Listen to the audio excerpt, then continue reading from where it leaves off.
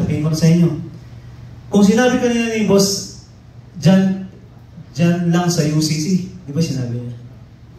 Pareho kami tuturo ni boss sa North and South Caloocan. Yung mga estudyante namin dito sa North, dito sa Camarin, particularly, nasa UST kami. UST, under the Sampaloc tree. So, doon kami nagkaklase.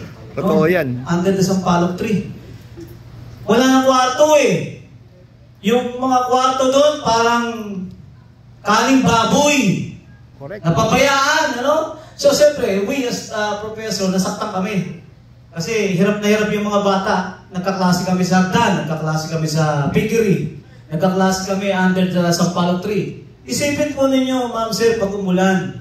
Correct. Siguro yung mga anak ninyo dati na-experience yan or yung mga apo ninyo.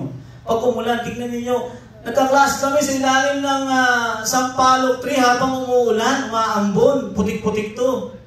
So, hindi, ito kahit kanino sabihin, napakasama talaga ng kondisyon na to. Kasi ganito if you are matured enough, no? Ako, actually, galit ako sa ginawa ng isang tao. Galit ako sa ginawa ng isang tao, pero hindi ako galit sa kanya personally. If you are mature. Kasi pag ikaw ay galit doon sa tao,